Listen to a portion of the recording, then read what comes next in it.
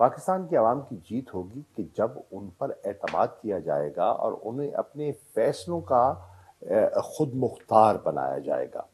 हम पाकिस्तान के लोगों की वैल्यूज को उजागर करने की कोशिश कर रहे हैं। क्या इनमें डिलीवर करने की सलाहियत भी है कि नहीं है? अगर नहीं है तो फिर कौन करेगा?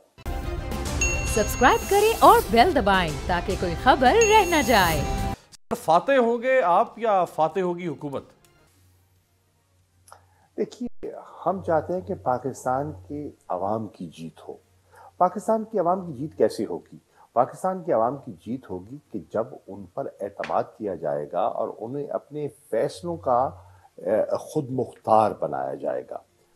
जमहूरियत के तकाजे यही हैं कि जब कौम बड़े बड़े मसाइल से दो चार होती है तो अवाम से रुजू किया जाता है और वो होता है इलेक्शंस के ज़रिए।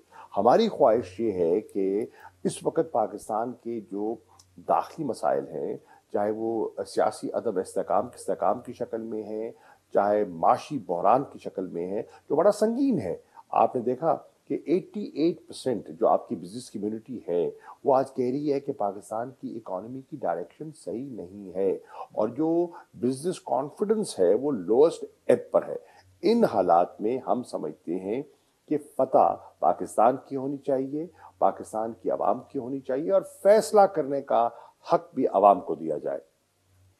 राइट शाह साहब, इसमें कोई शक नहीं कि मीडिया पे भी एक आपने अपनी न्यूसेंस वैल्यू क्रिएट कर ली तहरीक इंसाफ ने। अवाम के अंदर भी एक आपने हलचल और एक हैजान पैदा कर रखा है। लोग जो आपके साथ है, मकबूलियत भी है और मकबूलियत सवा नेज़े पर है, इसमें भी कोई शक नहीं है। लेकिन जिन पर दबाव डालना था उन पर कोई दबाव नहीं पड़ रहा। तो ये इसका मतलब कि कोई कनेक्शन फेल हो रहा है किसी जगह पे।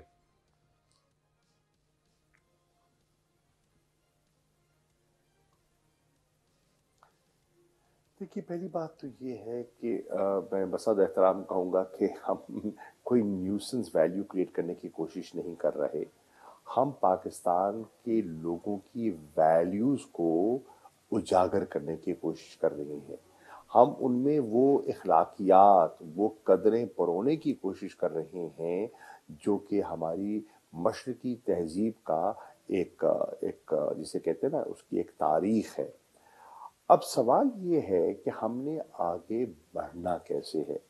हम समझते हैं कि इस वक्त मुल्क बड़े सीरियस बहरान से दो चार है और एक टोला अपने इक़्तिदार की खातिर और अपने मकासद को हासिल करने के लिए, यानी कि अपने करप्शन के केसेस से छुटकारा हासिल करने के लिए पूरे मुल्क को दांव पर लगाए हुए है।